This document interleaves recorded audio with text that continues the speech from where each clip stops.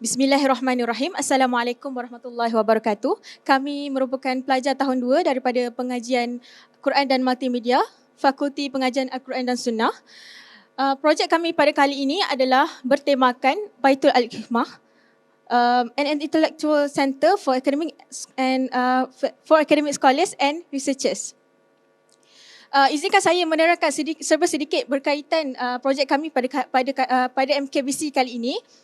Kami mengambil inspirasi daripada Bait Al-Hikmah yang merupakan sebuah perpustakaan terkemuka yang dibangunkan pada dinasti Abbasiyah zaman kegemerlangan Islam di Baghdad pada satu ketika dahulu.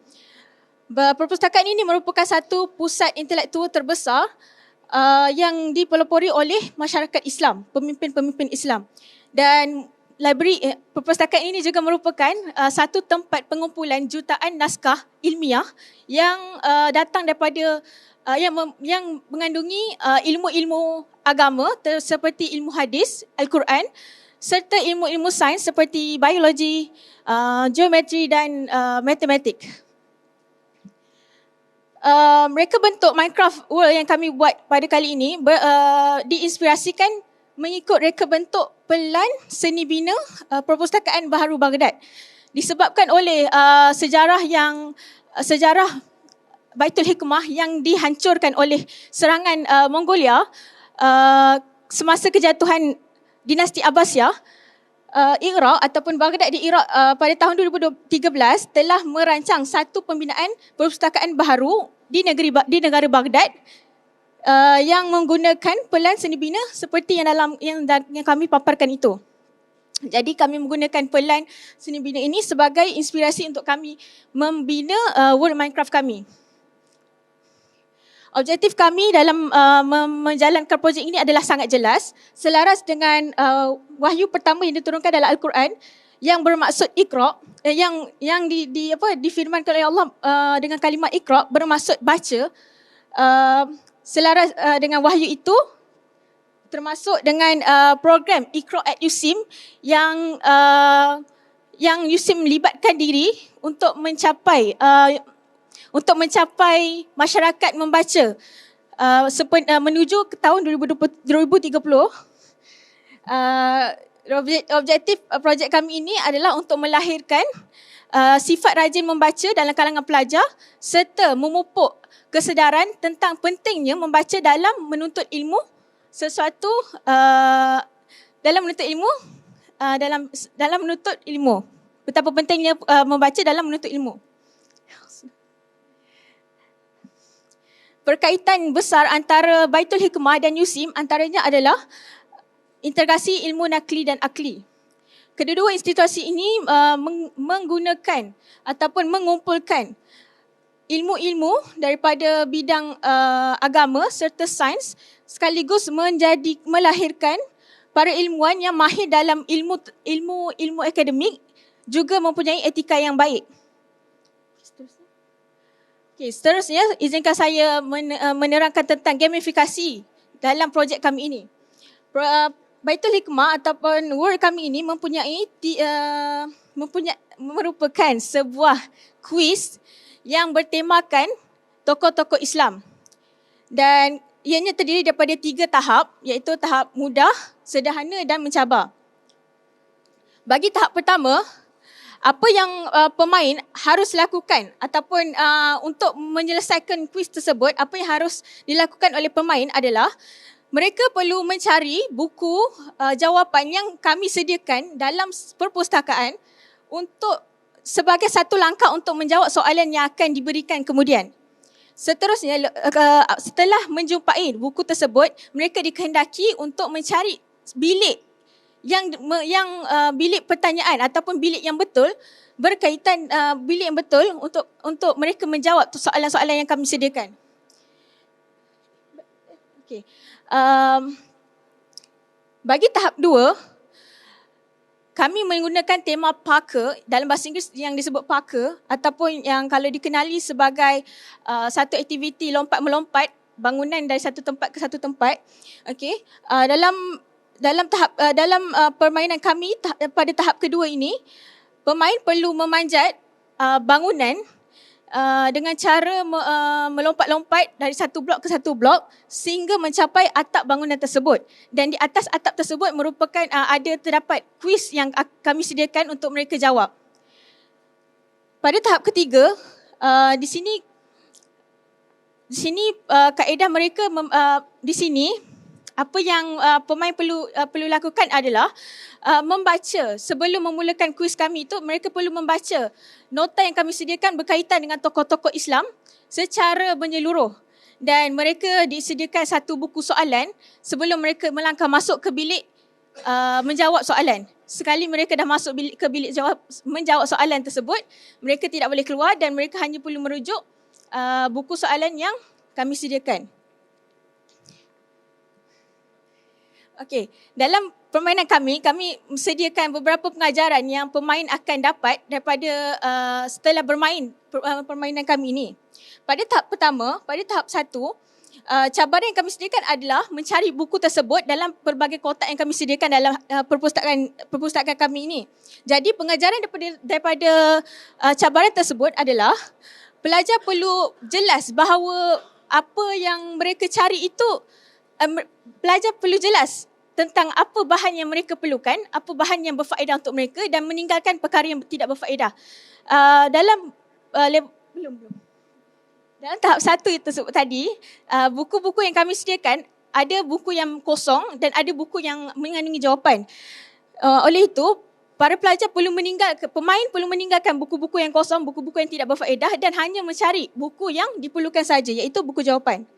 Pada tahap kedua, cabaran yang kami sediakan adalah mencapai atap bangunan dengan melompat dari satu blok ke satu blok. Jadi pengajaran yang dapat diperolehi oleh para pemain ataupun pelajar adalah pelajar perlu tahu cara untuk belajar dengan kaedah belajar dengan cara yang betul. Okey. Dan perlu merancang dan perlu merancang untuk menuntut sesuatu ilmu. Kita belajar perlu adanya perancangan. Pada tahap ketiga, cabaran yang kami sediakan adalah mereka perlu memahami nota-nota yang kami sediakan sebelum mereka masuk ke bilik menjawab soalan. Dan daripada situ, pengajaran yang kami sediakan untuk pelajar adalah pelajar perlu mempraktikkan apa yang dibaca itu adalah untuk memahami, bukan untuk menghafal semata-mata. Kerana dengan memahami sesuatu ilmu, maka ilmu itu akan lebih mudah dijaga. Okey, itu sahaja daripada yang berkaitan dengan permainan. Berkenaan dengan aplikasi kami ataupun world kami ini, projek kami ini, kami ingin meletakkan kos satu game itu bernilai RM30. Berdasarkan beberapa pengiraan bajet yang kami ambil kira. Yang pertama adalah daripada kos internet yang kami pakai, iaitu sepanjang melakukan projek ini kami menggunakan lebih kurang dalam anggaran RM33 untuk internet untuk bayaran internet. Untuk kos penjimatan kelas ataupun penjimatan masa untuk para pemain, kami membuat soalan berdasarkan tokoh-tokoh Islam. Jadi sesiapa yang bermain game kami, mereka akan sekaligus menuntut ilmu tentang tokoh-tokoh Islam tersebut. Jadi daripada sini kita dapat melihat game kami dapat menjimatkan masa untuk mereka belajar tentang tokoh-tokoh tersebut, tokoh-tokoh Islam ini. Okey, jadi jadi yuran belajar yang dapat dijimatkan dengan permainan kami ini adalah lebih kurang dalam RM17. Dan seterusnya, penjimatan masa dengan bermainnya kami punya game ini, penjimatan masa untuk belajar mengenai tokoh-tokoh Islam yang kami nyatakan dalam game tadi dapat dijimatkan sebanyak 30 minit sehingga 1 jam.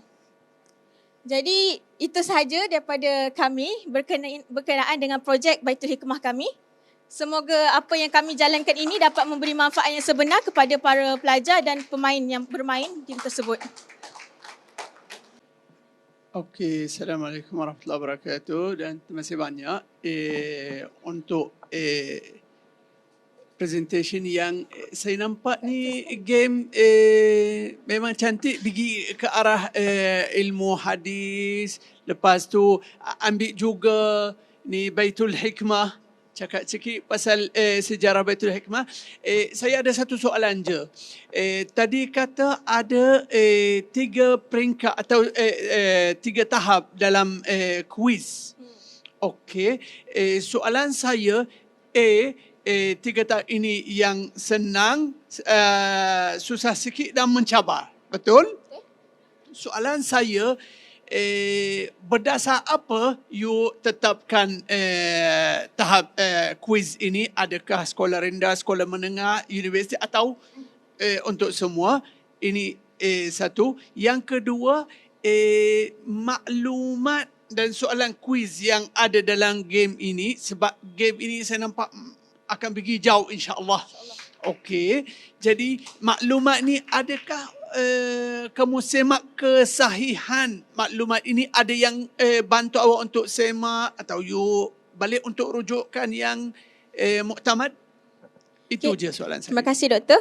Untuk soalan pertama, golongan sasaran permainan ini adalah ditujukan kepada semua pelajar di peringkat usia sekolah menengah boleh, pelajar universiti pun boleh. Sebab ini dalam ilmu itu dimasukkan secara tidak langsung berkenaan dengan tokoh-tokoh tersebut. Apa yang kami cuba praktikkan adalah amalan membaca.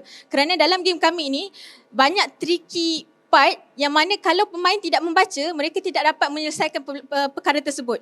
Bermula daripada membaca soalan, membaca instruction permainan. Jika mereka gagal membaca dengan baik, maka mereka gagal untuk mengharungi permainan tersebut.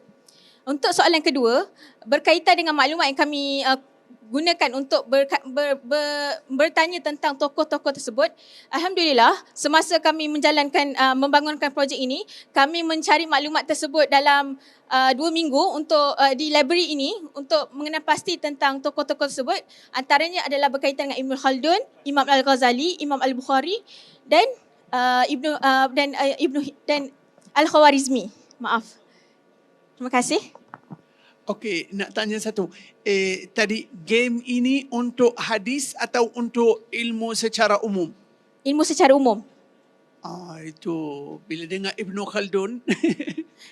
Kami untuk soalan kami berkaitan dengan tokoh-tokoh tersebut lebih kepada mengenalkan tokoh-tokoh tersebut kepada para pemain berkaitan dengan peribadi mereka.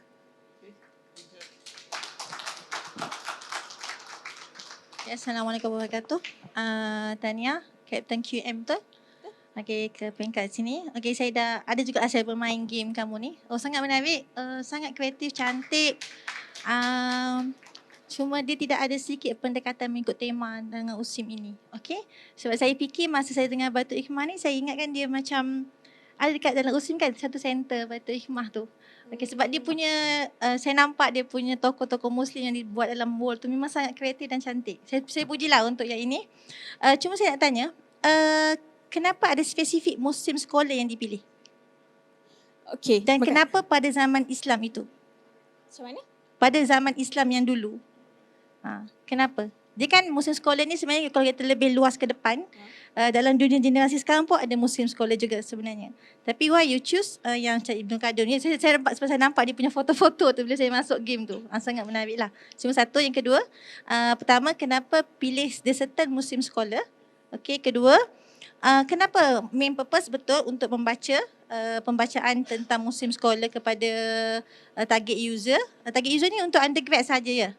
Ke semua? Pelajar secara umum. Okey. Yang kedua, bagaimana awak nak introduce dia punya world ni kepada pengguna tu, user tu? Apa medium yang awak nak guna untuk tahu semua, okey bila main game ni, dia pasal pembacaan. Okey. Terima kasih. Okay, terima kasih. Untuk soalan pertama berkaitan dengan kenapa kami memilih tokoh-tokoh tertentu yang wujud pada zaman dahulu. Ini kerana Baitul Al-Hikmah yang wujud pada zaman kegemilangan Islam itu telah memainkan peranan yang besar. Daripada Baitul Al-Hikmah tersebut lahir pelbagai tokoh yang menjadi titik mula kepada sesuatu bidang ilmu. Jadi kami menggunakan tokoh-tokoh tertentu seperti contohnya Imam Al-Bukhari yang mahir dalam bidang hadis. Okey, kami meletakkan dia sebagai salah satu input yang ada dalam gamifikasi kami ini adalah kerana menunjukkan betapa besarnya betapa besarnya sumbangan Baitul Al-Hikmah dalam membina sebuah tamadun, melahirkan para ilmuwan yang berkualiti tinggi dan berkemahiran dalam satu bidang lah. Okay. Untuk soalan kedua, apa tadi? Sekejap. Soalan kedua tadi? Kenapa macam mana orang nak akses ataupun user nak akses Minecraft ni? Macam mana apakah medium yang awak guna untuk, kan pasal pembacaan kan? Mostly mungkin sesuai untuk library lah, okay? Ataupun mana-mana center lah. Okay, macam mana awak nak, macam mana as a user, contoh saya nak main ni, macam saya nak akses benda ni? How? Macam tu. Oh.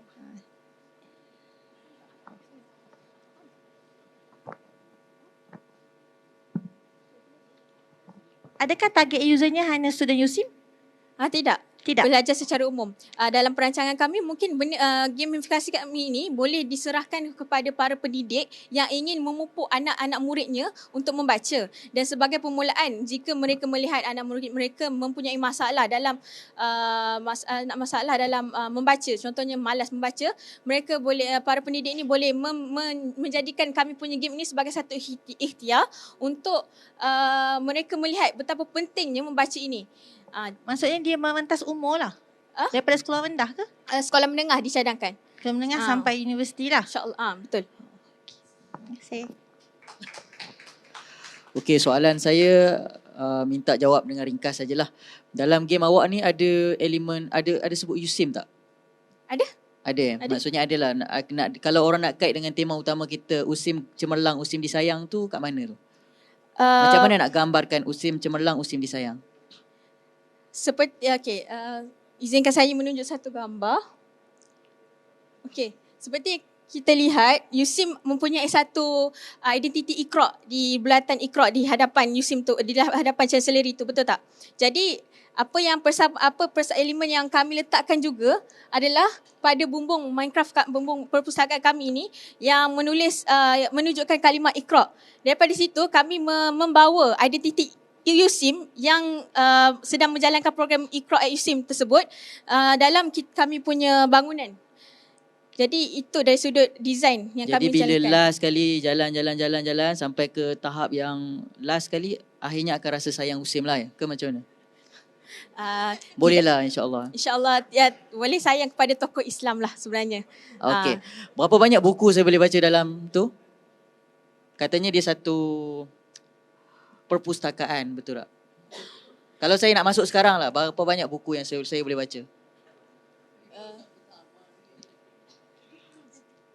At least ada ideanya. Buku ada 5. Okey. Buku ada 5 dan berkaitan papan yang kenyataan yang menuliskan nota-nota tentang tokoh pun ada 5.